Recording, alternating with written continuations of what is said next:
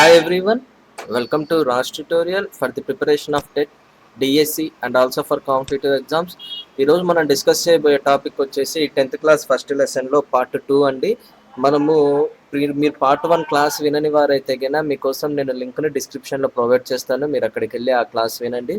ఇది వచ్చేసి దానికి కంటిన్యూయేషన్ క్లాస్. మీరు మన ఛానల్ని ఫస్ట్ టైం విజిట్ చేస్తున్న వారైతే గన మీరు సబ్స్క్రైబ్ చేసుకుని పక్కనే ఉన్న బెల్ ఐకాన్ని యాక్టివేషన్ చేయండి. అప్పుడు మీకు మా వీడియోస్ అన్ని కూడా నోటిఫికేషన్ రూపంలో రావడం జరుగుతుంది.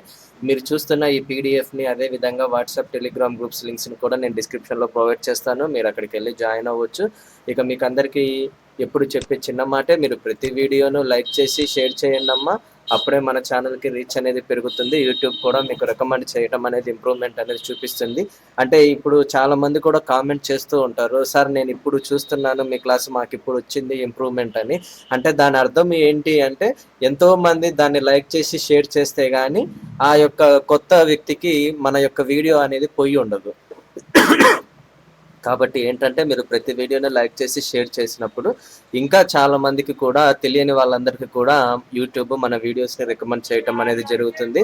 కాబట్టి మీరు దాన్ని మనసులో ఉంచుకొని మీరు ప్రతి వీడియోని లైక్ చేసి షేర్ చేయండి.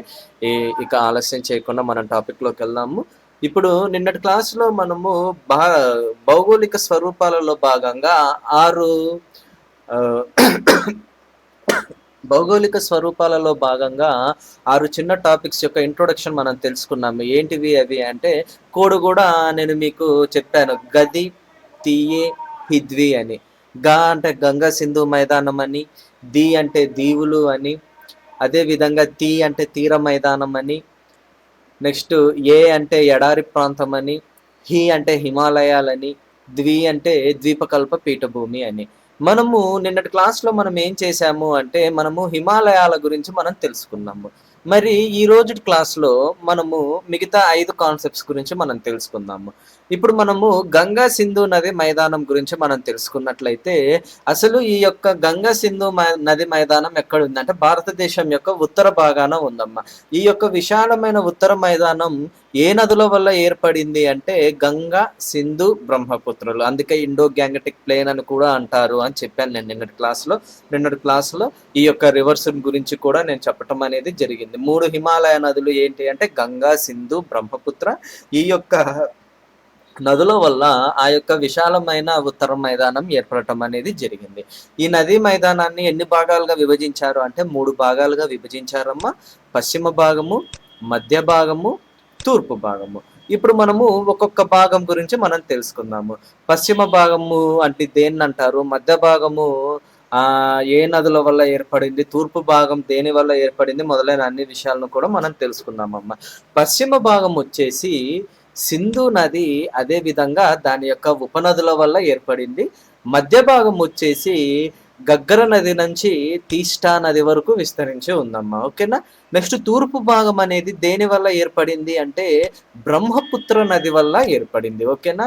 ఇప్పుడు బాగా గమనించండి, పశ్చిమ భాగం అనేది ఏ నదుల వల్ల ఏర్పడింది అంటే సింధు నది, దాని యొక్క ఉపనదుల వల్ల ఏర్పడింది. ఓకేనా. మధ్య భాగము గంగా మైదానంగా ప్రఖ్యాతి పొందటం అనేది మనము గమనించవచ్చు. అదే విధంగా ఎక్కడి నుంచి ఎక్కడి వరకు విస్తరించి ఉంది అంటే గగ్గర నది నుంచి తీస్టా నది వరకు విస్తరించి ఉండటం అనేది కూడా మనం గమనించాము. మరి తూర్పు భాగం అనేది ఏ నది వల్ల ఏర్పడింది అంటే బ్రహ్మపుత్ర నది వల్ల. మరి సింధు నది యొక్క ఉపనదులు ఏంటి అని మనం గమనించినట్లయితే కోడ్ రాశానమ్మా, ఆర్సిబి జేఎస్. ఆర్సిబి అంటే మీకు తెలిసిందే ఏంటి, రాయల్ ఛాలెంజర్స్ బెంగళూరు, విరాట్ కోహ్లీ గారు కెప్టెన్ దానికి. ఓకేనా. ఐపీఎల్ చూసే ప్రతి ఒక్కరికి కూడా ఐడియా ఉన్న టీమే ఆర్సిబి అదే విధంగా జేఎస్. ఓకేనా. ఇప్పుడు చూడండి, సింధు నది యొక్క ఉపనదులు ఏం చెప్పాను, ఆర్సిబి జేఎస్ అని చెప్పాను. ఆర్ అంటే ఏంటమ్మా, రావి, సి అంటే చీనాబ్, బి అంటే బియాస్, జే అంటే జీలం, ఎస్ అంటే సట్లజ్. అంటే ఈ యొక్క సింధు నది అదే విధంగా వాటి ఉపనదుల వల్ల ఈ యొక్క పశ్చిమ భాగం అనేది ఏర్పడింది. మధ్య భాగం ఏంటి అంటే గంగా మైదానంగా ప్రఖ్యాతి పొందటం అనేది జరిగింది. ఎక్కడి నుంచి ఎక్కడి వరకు విస్తరించింది అంటే గగ్గర నది నుంచి తీస్టా నది వరకు విస్తరించి ఉంది. తూర్పు భాగం అనేది ఏ నది వల్ల ఏర్పడింది అంటే బ్రహ్మపుత్ర నది వల్ల ఏర్పడింది. ఓకేనా. నెక్స్ట్ మరి ఈ సింధు నది ఎక్కడి నుంచి మొదలైంది, దాని యొక్క పరివాహక ప్రాంతం ఎక్కడెక్కడ ఉంది అని మనం గమనించినట్లయితే సింధు నది వచ్చేసి పాకిస్తాన్లో ప్రారంభమైందమ్మా. అందుకే అధిక భాగం కూడా పాకిస్తాన్లోనే ఉంటుంది. సింధు నది యొక్క అధిక పరివాహక ప్రాంతం ఎక్కడ ఉంటుంది అంటే పాకిస్తాన్లో ఉంటుంది. కొంత మాత్రము మన భారతదేశంలోని హర్యానాలో, అదే విధంగా పంజాబ్లో ఉండటం అనేది మనము గమనిస్తాము. ఓకేనా. నెక్స్ట్ మనము ఈ మధ్య భాగం అనేది ఎక్కడెక్కడ ఉందని మనం చూసినట్లయితే, ఈ యొక్క మధ్య భాగం అనేది ప్రధానంగా ఉత్తరప్రదేశ్, బీహార్ రాష్ట్రాలలో ఉందమ్మా. కొంత వచ్చేసి మాత్రము హర్యానా, జార్ఖండ్, పశ్చిమ బెంగాల్లో ఉండటం అనేది జరిగింది. ఇక్కడ ఏ ఏ నదులు ప్రవహిస్తాయి అంటే గంగా, యమున, దాని యొక్క ఉపనదులు ఏమేంటివి అంటే సోన్, అదే విధంగా కోసి, ఈ నదులు ప్రవహించటం అనేది మనము గమనించవచ్చు. మరి బ్రహ్మపుత్ర నది అనేది ఎక్కడ ఉందంటే బ్రహ్మపుత్ర లోయ దగ్గర ఉంది. ఆ బ్రహ్మపుత్ర లోయ ఎక్కడుంది అంటే అస్సాంలో ఉంది. ఓకేనా. నెక్స్ట్ ఈ యొక్క పశ్చిమ భాగంలోనే సారవంతమైన అంతర్వేదులు ఉన్నాయమ్మా. అంతర్వేదులు అంటే ఏంటి అంటే రెండు నదుల మధ్య గల ప్రాంతాన్ని అంతర్వేది అని పిలవటం అనేది జరుగుతుంది. చూడండి, ఒకేసారి మీకు అయిపోయింది. పశ్చిమ భాగం అయిపోయింది, మధ్య భాగం అయిపోయింది, తూర్పు భాగం అయిపోయింది. గంగా సింధు నది మైదానం. ఓకేనా. నెక్స్ట్ ఇంకా మనం గమనించినట్లయితే ఈ యొక్క గంగా సింధు నది మైదాన ప్రాంతంలోనే ఇప్పుడు మనం నిన్నటి క్లాస్లో ఏం తెలుసుకున్నాము, హిమాలయాల గురించి తెలుసుకున్నాము. ఆ యొక్క హిమాలయాలలో అన్నిటికంటే ఉన్నతమైన దాన్ని హిమాద్రి అని, హిమాద్రికి దక్షిణాన ఉన్నదాన్ని నిమ్న హిమాలయాలని, నిమ్న హిమాలయ అన్నిటికన్నా దక్షిణాన ఉన్నదాన్ని శివాలిక్ శ్రేణి అని మనం తెలుసుకున్నాం. ఆ యొక్క శివాలిక్ శ్రేణి యొక్క పాదభాగంలో 8 నుంచి 16 కిలోమీటర్ల మేర రాళ్ళు, సన్నని రాళ్ళు, గులకరాళ్ళు ఇవన్నీ కూడా ఒక సన్నటి మేకలలాగా ఏర్పరిచి అక్కడ ఒక భూస్వరూపాన్ని ఏర్పాటు చేయటం అనేది జరిగిందమ్మా. దాన్ని ఏమంటాము అంటే బాబర్ అని పిలవటం జరిగింది.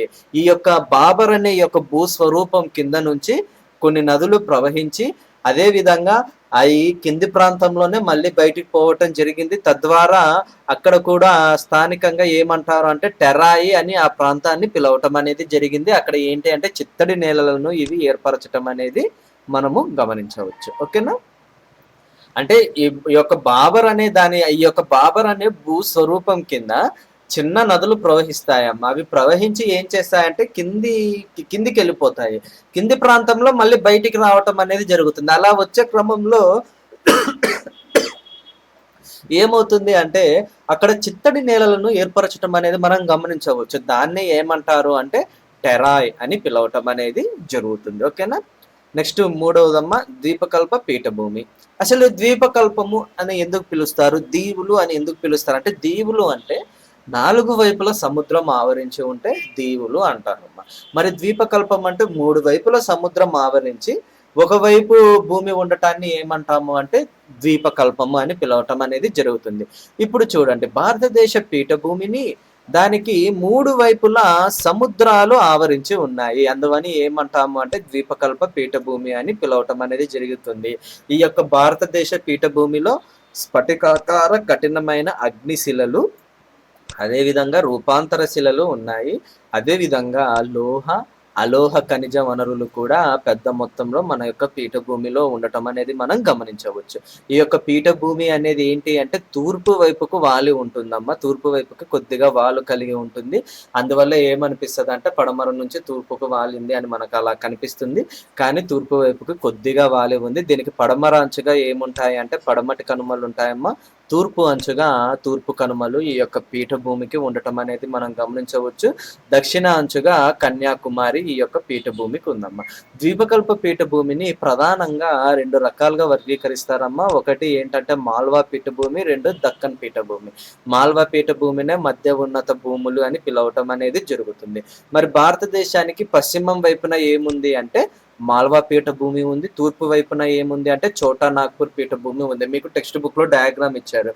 పశ్చిమం వైపున మాల్వా పీఠభూమిని ఇచ్చారమ్మా. అదే విధంగా తూర్పు వైపున చోటా నాగ్పూర్ పీఠభూమిని ఇవ్వటం అనేది జరిగింది. ఓకేనా. ఖనిజ వనరులు అనేవి ఈ యొక్క చోటా నాగ్పూర్ పీఠభూమిలో సమృద్ధిగా ఉండటం అనేది మనం గమనించవచ్చు. ఓకేనా. ఈ యొక్క నర్మదా నదికి దక్షిణాన ఏముంటుంది అంటే దక్కన్ పీఠభూమి ఉంటుందమ్మా. ఏ ఆకారంలో ఉంటుందంటే త్రిభుజాకారంలో ఉంటుంది. ఈ యొక్క దక్కన్ పీఠభూమి అనేది ఆకారంలో ఉండటం అనేది జరుగుతుంది. ఇప్పుడు మనము ఈ యొక్క దక్కన్ పీఠభూమి గురించి తెలుసుకుందాం. ఈ యొక్క ప్రాంతం అనేది ఎలా ఉంటుంది, త్రిభుజాకారంలో ఉంటుంది. ఓకేనా. దీనికి ఉత్తర సరిహద్దుగా అంటే నార్త్ లో ఏముంటుంది అంటే సాత్పురా పర్వతాలు ఉంటుంది. పశ్చిమ సరిహద్దుగా ఏముంటాయి అంటే పశ్చిమ కనుమలు. తూర్పు సరిహద్దుగా ఏముంటాయి అంటే తూర్పు కనుమలు. దానితో పాటుగా మహదేవ్, కైమూర్, మైకాల్ శ్రేణిలో కొంత భాగం కూడా తూర్పు అంచుగా ఉండటం అనేది జరుగుతుంది. దక్షిణ అంచుగా ఏముంటుంది అంటే దక్కన్ పీఠభూమికి దక్షిణ అంచుగా నీలగిరి పర్వతాలు అనేవి ఉండటం అనేది మనం గమనించవచ్చు. నెక్స్ట్ మనము పశ్చిమ కనుమలు, తూర్పు కనుమలను మనం చెప్పుకున్నాం కదా. ఇక్కడ మనం గమనించినట్లయితే తూర్పు కనుమల కంటే పశ్చిమ కనుమల ఎత్తు అనేది ఎక్కువగా ఉంటుంది. అందుకే ఏమవుతుందంటే ఈ కారణంగానే మనకు తూర్పుకు వాలి ఉండటం అనేది మనము గమనించవచ్చు. ఓకేనా. ఇప్పుడు మనము పడమటి కనుమల గురించి కొన్ని ఇంపార్టెంట్ పాయింట్స్ తెలుసుకుందాం అమ్మ. ఇవి ఎన్ని కిలోమీటర్ల పొడవునా ఉన్నాయి అంటే 16 కిలోమీటర్ల పొడవునా ఉన్నాయి. ఇవి ఏంటంటే గూడలూరు వద్ద ఈ యొక్క నీలగిరి పర్వతాలు పడమర కనుమలను కలవటం అనేది మనం గమనించవచ్చు. ఈ యొక్క నీలగిరి పర్వతాల ఎత్తు అనేది 2000 మీటర్ల వరకు ఉంది. ఓకేనా.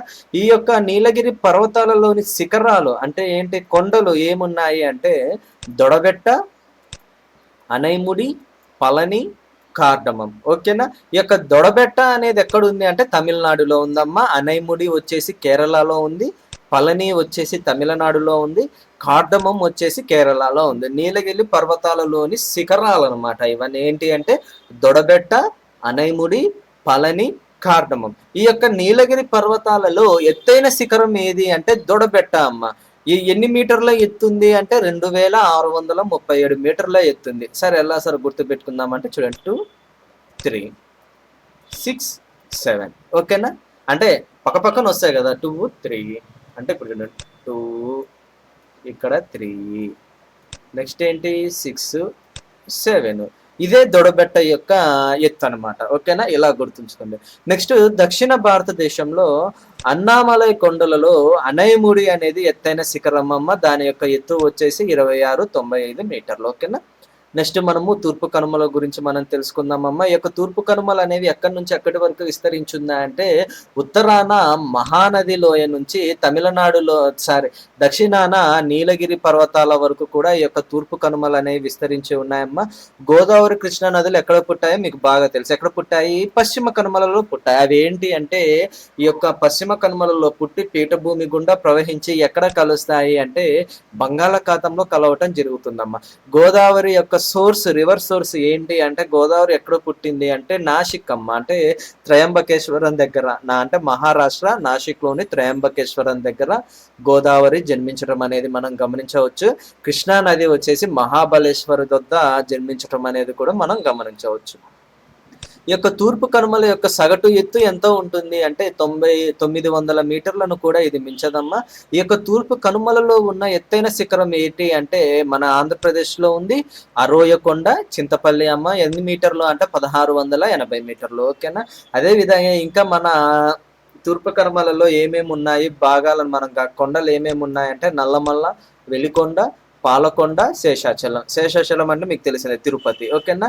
నల్లమల్ల కర్నూలు, మహబూబ్ నగర్ ఈ దరిదాపుల్లో ఉంటుందన్నమాట. వెలిగొండ వచ్చేసి ప్రకాశం డిస్ట్రిక్ట్, గుంటూరు దీనికి సరిపోయేది అంటే ఇలా. ఓకే. అంటే ఇదంతా అడిషనల్ మ్యాటర్, అందుకని మీకు అలా చెప్పాను ఎక్కడ ఉంటాయి అని. నెక్స్ట్ ఈ యొక్క ద్వీపకల్ప పీఠభూమిలో చెప్పుకోదగిన అంశం ఏది అంటే నల్లరేగడి నేలలమ్మ. దేని వల్ల ఏర్పడతాయి అంటే ఇవి అగ్నిపర్వత ప్రక్రియల వల్ల ఏర్పడటం అనేది కూడా మనం గమనించవచ్చు. నెక్స్ట్ 4వది వచ్చేసి తారు ఎడారి అమ్మ. ఈ యొక్క తారు ఎడారి ఎక్కడ ఉంది అంటే ఆరావళి పర్వతాల ప్రాంతంలో ఉంది, వర్షాఛాయ ప్రాంతంలో ఈ యొక్క తారు ఎడారి ఉంది. ఏపీ టెక్స్ట్ బుక్స్ లో అయితే పశ్చిమ రాజస్థాన్ అని ఇచ్చారు, తెలంగాణ టెక్స్ట్ బుక్ లో అయితే రాజస్థాన్ అని ఇచ్చారమ్మ. అధిక భాగం అనేది ఈ యొక్క ఎడారితోనే విస్తరించి ఉంది. సంవత్సర వర్షపాతం అనేది ఇక్కడ ఎంత ఉంటుంది అంటే 100 నుంచి 150 మిల్లీమీటర్ల మధ్య ఉండటం అనేది మనం గమనించవచ్చు. ఇక్కడ ఏ వాతావరణం ఉంటుందంటే శుష్క వాతావరణం ఉంటుంది. ఈ యొక్క తారి ఎడారి ప్రాంతంలో ప్రవహించే ఒకే ఒక్క నది ఏంటి అంటే లూని నది. దేశంలో అత్యంత పొడవైన కాలువ ఏంటి అంటే ఇందిరాగాంధీ కాలువమ్మ. ఎన్ని కిలోమీటర్ల మేర ఉంది అంటే 650 కిలోమీటర్ల మేర ఉంది. ఈ యొక్క కాలువ ద్వారానే ఆ యొక్క తారు ఎడారికి నీళ్లు అందించడం అనేది మనం గమనించవచ్చు. తద్వారా ఏమవుతుందంటే అక్కడ కొన్ని హెక్టార్లలో భూమి అనేది సాగులోకి రావటం అనేది జరిగిందమ్మ. నెక్స్ట్ ఐదవది వచ్చేసి తీర మైదానం. ఈ యొక్క తీర మైదానం కూడా పడమర తీర మైదానం, తూర్పు తీర మైదానం అని రెండు ఉన్నాయమ్మా. పడమర తీర మైదానం వచ్చేసి రాన్ ఆఫ్ కచ్ వద్ద మొదలవుతుంది, కన్యాకుమారి వరకు విస్తరించి ఉందమ్మా. ఈ యొక్క తూర్పు తీర మైదానం కంటే పడమటి తీర మైదానం వెడల్పు అనేది చాలా తక్కువ అని మనకు తెలపటం జరిగింది. ఈ యొక్క పడమటి తీర మైదానాన్ని 3 భాగాలుగా విభజించారు: ఉత్తర భాగం, మధ్య భాగం, దక్షిణ భాగం. ఉత్తర భాగాన్ని ఏమంటారంటే కొంకన్ తీర ప్రాంతం అంటారు, మధ్య భాగాన్ని కెనరా తీర ప్రాంతం అంటారు, దక్షిణ భాగాన్ని మలబార్ తీర ప్రాంతం అంటారమ్మా. ఈ యొక్క కొంకన్ తీర ప్రాంతం ఎక్కడెక్కడ ఉంది అంటే మహారాష్ట్ర, గోవా. కెనరా తీర ప్రాంతం అనేది ఎక్కడుంది అంటే కర్ణాటక. మలబార్ తీర ప్రాంతం అనేది ఎక్కడుంది అంటే కేరళ. ఇవన్నీ కూడా పడమటి తీర మైదానాలు. ఓకేనా. నెక్స్ట్ అంటే దీన్ని ఏమనొచ్చు అంటే అరేబియా సముద్రం కదా పడమటి అంచుగా ఉండేది, అరేబియా తీర మైదానం అని కూడా మనకు క్వశ్చన్ ఫ్రేమింగ్ లో ఇచ్చే అవకాశం ఉంటుంది. నెక్స్ట్ బంగాళాఖాత తీర మైదానాలు. బంగాళాఖాత తీర మైదానాలు అంటే ఏంటి? తూర్పు తీర మైదానాలమ్మా. ఇవన్నీ తూర్పు అంచుగా ఏముంటుంది? బంగాళాఖాతమే ఉంటుంది భారతదేశానికి. ఓకేనా. ఇది ఎక్కడి నుంచి ఎక్కడి వరకు విస్తరించి ఉందంటే ఒడిశాలోని మహానది నుంచి తమిళనాడులోని కావేరి డెల్టా వరకు కూడా ఇది విస్తరించి ఉండటం అనేది జరిగిందమ్మా. ఇక్కడ స్థానికంగా వివిధ రకాల పేర్లతో పిలుస్తారు ఈ తూర్పు తీర మైదానాన్ని. ఒడిశాలో వచ్చేసి ఉత్కల్ తీరం అని, ఆంధ్రప్రదేశ్లో వచ్చేసి సర్కార్ తీరం అని, తమిళనాడులో వచ్చేసి కోరమాండల్ తీరం అని పిలవటం అనేది జరుగుతుందమ్మా. అదే విధంగా ఇంకా మనం గమనించినట్లయితే చిల్కా సరస్సు ఎక్కడ ఉంది అంటే ఒడిశాలో ఉంది. కొల్లేరు, పులికాట్ సరస్సులు ఎక్కడ ఉన్నాయి అంటే ఆంధ్రప్రదేశ్లో ఉంది. ఈ యొక్క ఫ్రెష్ వాటర్ లేక్ అమ్మా, FWL. కొల్లేరు అంటే మంచినీటి సరస్సు. మళ్ళీ ఈ యొక్క చిల్కా సరస్సు, అదే విధంగా పులికాట్ సరస్సు, ఈ రెండు కూడా ఉప్పు నీటి సరస్సులు అమ్మ, అంటే సాల్ట్ వాటర్ లేక్. ఓకేనా. ఈ యొక్క కొల్లేరు లేక్ అనేది మనం ఎక్కడ గమనించవచ్చు అంటే ఏలూరు అండ్ రాజమండ్రి ఈ దరిదాపుల్లో కూడా మనం గమనించవచ్చు. ఈ యొక్క పులికాట్ సరస్సు అనేది చిత్తూరు దగ్గర మనం గమనిస్తామమ్మా. నెక్స్ట్ వచ్చేసి దీవులమ్మ. మనం గమనించినట్లయితే మనకు 2 ద్వీప సమూహాలు ఉన్నవి. ఏంటి అంటే ఇప్పుడు మీరు గమనించినట్లయితే ఇండియా మ్యాప్ ఇలా ఉన్నప్పుడు ఇక్కడ కొన్ని దీవులు, ఇటువైపు కొన్ని దీవులు, ఇట్లా మనం గమనించవచ్చమ్మా. ఈ యొక్క 2 ద్వీప సమూహాలు ఏంటి అంటే ఒకటి అండమాన్ నికోబార్ దీవులు, ఇది ఎక్కడ ఉంటుందంటే బంగాళాఖాతం దగ్గర ఉంటుంది. నెక్స్ట్ వచ్చేసి అరేబియా దీవులు, అంటే లెఫ్ట్ సైడ్ ఉండేది పశ్చిమ దిశగా. ఎక్కడ ఉంటుంది అంటే అరేబియా సముద్రం దగ్గర ఉంటుందమ్మా. అసలు ఈ దీవులు అంటే ఏయో కాదు. మనం గమనించినట్లయితే ఈ యొక్క మయన్మార్ కొండలు అనేది ఆర్కనియోమా నుంచి మొదలుకొని సముద్రంలో మునిగి ఆ తర్వాత అండమాన్ నికోబార్ దీవుల దగ్గర పైకి రావటం అనేది జరుగుతుంది. ఆ ప్రాంతాన్ని, ఆ పైకి వచ్చిన శిఖర ప్రాంతాన్ని ఏమంటాము అంటే అండమాన్ నికోబార్ అని పిలవటం అనేది జరుగుతుందమ్మా. ఈ దీవులలోని కొన్ని దీవులు ఉన్నాయి. ఏంటి అంటే నార్కొండ, బారెన్ దీవులు అనేవి ఉన్నవి. ఆ రెండు కూడా అగ్ని పర్వతాల వల్ల ఏర్పడ్డాయమ్మా. నెక్స్ట్ భారతదేశ యొక్క దక్షిణాది అంచు, నిన్నటి క్లాస్లో మనం తెలుసుకున్నాం ఇందిరా పాయింట్ యొక్క ప్రత్యేకత అంటే ఏంటి అని. Southern most point of India అని. ఈ యొక్క భారతదేశ దక్షిణాది అంచు అనేది ఎక్కడుంది అంటే ఈ యొక్క నికోబార్ దీవులలో ఉందమ్మా. 2004లో అప్పుడు పెద్ద సునామీ సంభవించింది కదా, అప్పుడు ఇది ముంపునకు గురవటం అనేది మనం గమనించవచ్చు. నెక్స్ట్ లక్షద్వీపులు అనేవి ఎక్కడి నుంచి ఏర్పడ్డాయి అంటే కోరల్ నుంచి ఏర్పడ్డాయమ్మా. అంటే ప్రవాల బిత్తికల నుంచి ఏర్పడటం అనేది జరిగింది. వీటి యొక్క మొత్తం భౌగోళిక విస్తీర్ణం 32 చదరపు కిలోమీటర్లు. ఇక్కడ ఉండే రకరకాల వృక్ష జీవజాతులకు ఈ యొక్క ద్వీప సమూహం అనేది ప్రఖ్యాతిగాంచింది అని మనకు తెలపటం జరిగిందమ్మా. ఇది ఈరోజు క్లాస్ అమ్మా. మనం నెక్స్ట్ క్లాస్లో మనం కలుద్దాము. మీరు ఈ క్లాస్ని లైక్ చేసి షేర్ చేయండి. I'm signing out. Bye bye.